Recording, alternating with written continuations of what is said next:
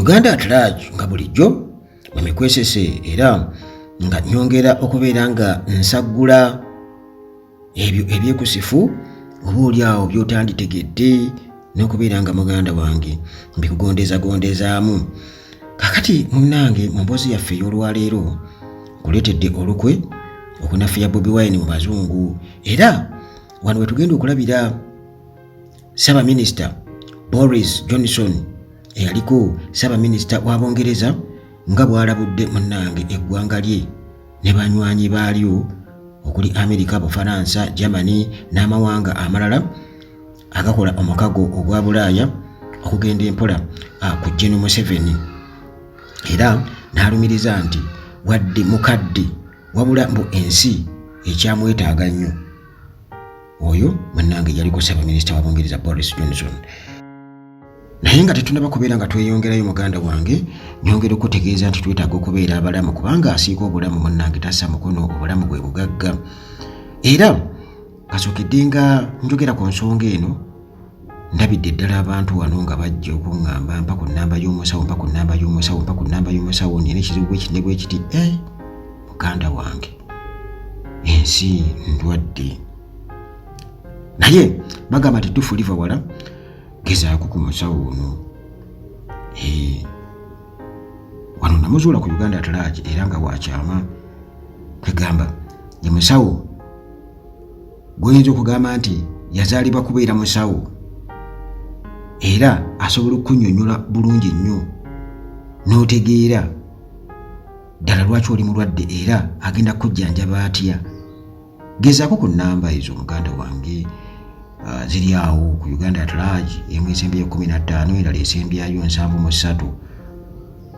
Ojje wano ku WhatsApp nkuwa ennamba, gerezeeko omuntu wo naawe weegereseeko, kubanga kyenyiiza munnange okubakolera bantu bange ate mbakolera ekirala. Sirina ssente zengenda kubawa naye obulamu bwe bugagga. Bw'obeera omulamu ojja kukola ssente. Kakati munnange ebirwadde mubimanyi ntera okubyogera wano, sigenda kubiyitamu. Boris munnabyabufuzi omugundiivu eyakulemberako ekibiina ekya Conservative Party mu kiseera mwe yabeerera Ssaabaminisita wa Bungereza okuva mu 2019-2022.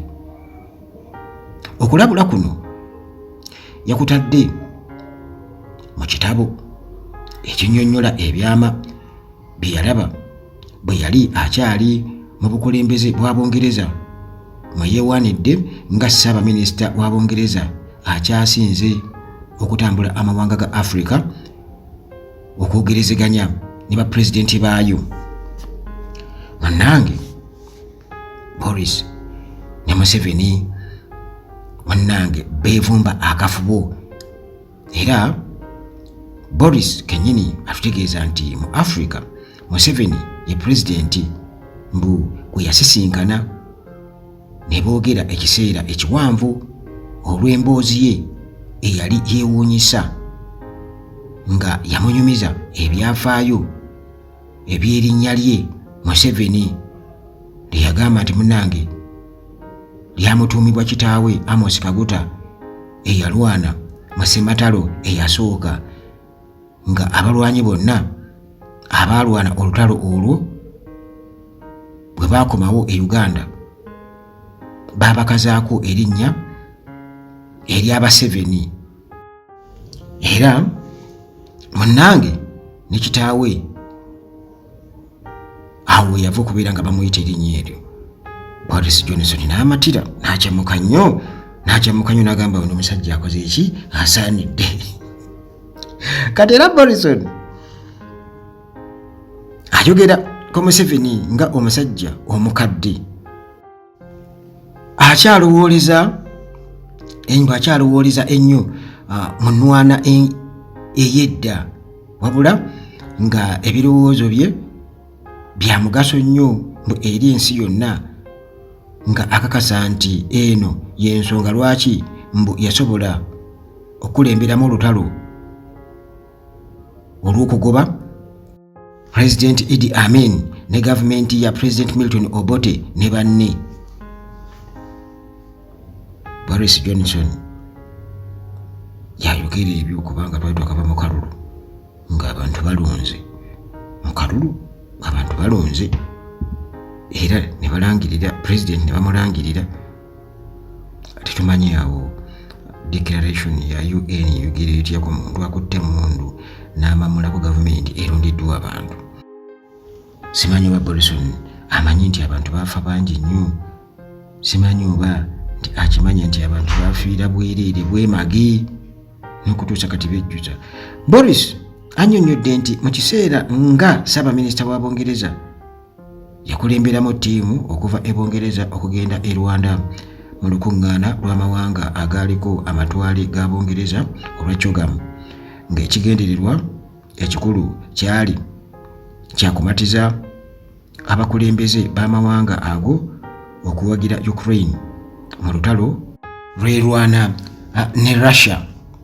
Ono ategeezezza nti oluvannyuma lw'okwogerera akaseera akawanvu yakakasa nti bapulezidenti ba Africa abamatizza, wabula bwe yalaba Museveni nga awanise omukono n'amwewuunya nga olwamukwasa akazindaalo mbu yamutegeerezaawo nga bw'atakkaanya naye ku lutalo olwa Ukraine ne Russia, nga bw'amukakasa nti Africa tegenda kukozesebwa kulwana lutalo oba ntalo zitategeera.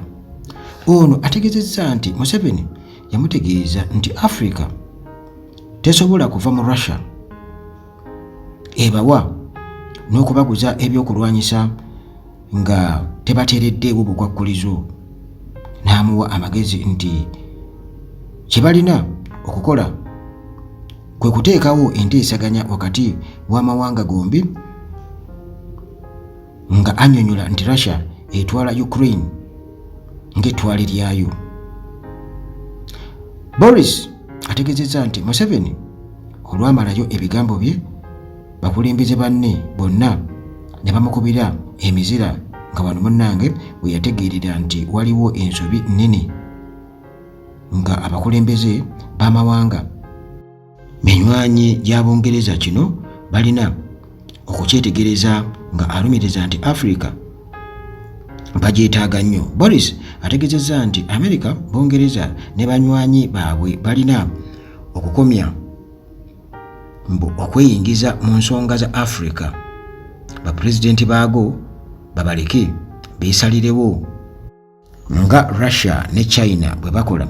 Ono yannyonnyodde nti America, Bungereza ne banywanyi baayo beetaaga nnyo Museveni kubanga yatambulirwako ebyokwerinda mu mawanga okuli Burundi, DRC Congo, Ethiopia, Kenya, Mozambique, Rwanda, Tanzania, South Sudan n'amalala, nga kino munnange bwe batakikola akatabanguko kayinza okugwawo mu mawanga ago.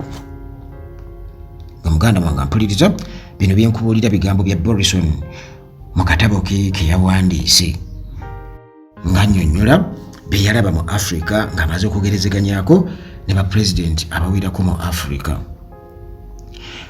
Eyo nga tuvuddeyo era ku nsonga y'emu, omumyuka w'omwogezi wa NUP Alex Waiswa Mufumbiro alumiriza nti ensonga enkulu lwaki pulezidenti wa NUP Robert Kyagulanyi Ssentamu Bobi Wine agenda nnyo mu bazungu kwe kubamatiza okulekeraawo okuwagira gavumenti ya General Museveni. Ono alumiriza nti ewatali buyambi bwa ssente n'ebyokulwanyisa gavumenti ya General Museveni byefuna okuva mu nsi z'abazungu, kibeera kyangu okuwangulwa, nga kino Bobi Wine kyaliko era kivuddemu ebibala kubanga abanene bangi mu gavumenti okuli ne sipiika wa palamenti Anita Among, b'ofiisa mu bitongole ebya security, baminisita bano bateereddwako natti nga tebakyasobola kugenda mu mawanga ag'abazungu olwa ebyo bye yayise ebikolobero ebikoleddwa ku bannayuganda naddala abawagizi baabwe. Abamanyi obulungi Boris batubuulidde nti bye yawandiise nga atendereza General Museveni tebamwewuunya kubanga munnange y'omu ku mikwano gya Museveni egimanyiddwa okuviira ddala nga tannalondebwa naku bwa minisita obw'ensonga z'ebweru e Bungereza nga yakyalira nnyo Museveni. Bano balumiriza nti Boris y'omu ku bantu Museveni be yawanga omusimbi okutereeza erinnya lye mu bazungu, wadde nga mu 2011 ebintu byamutabukako ekibiina kye ekya Conservative Party ne kiwagira Dr. Kizza Besigye. Bano batubuulidde nti okuva olwo Museveni obuwagizi bwe e Bungereza ne bubanywanyi baayo bugenze bukendeera nga ekibiina kya Labour ekikulemberwa Ssaabaminisita Sir Keir Starmer okutwala obuyinza kyayongedde munnange okusattiza Museveni ne ttiimu ye. Ensonda zitegeezezza nti okuseebengerera okw'omukwano gwa Museveni n'amawanga mikwano gya Bungereza kye kireetedde abanene mu gavumenti ya Gen. Museveni okuteekebwako natti ate n'omuduumizi wa UPDF era omuwabuzi wa Gen. Museveni ku bikwekweto eby'enkizo Gen. Muhoozi Kainerugaba n'atandika munnange okuweereza omubaka wa America mu Uganda William Pope ebigambo ebisongovu. Bano balumiriza nti Muhoozi okuweereza Pope ebigambo ebisongovu akimanyi bulungi nti America yekulembeddemu okusonga olunwe mu gavumenti ya kitaawe Gen. Museveni nga ewagira Bobi Wine okutwala obuyinza bwa Uganda. Ababaka mu Palamenti ya Bungereza basaba Ssaabaminisita Starmer okukola kyonna ekisoboka okulaba nga obukulembeze mu Uganda bukyuka nga obusungu buno babujja ku kuyisa tteeka ku bisiyaga, wabula Boris yategeezezza nti eno ensonga ntono nnyo nga Abangereza balina okuleka Abafirika beeyagalire mu buwangwa bwabwe.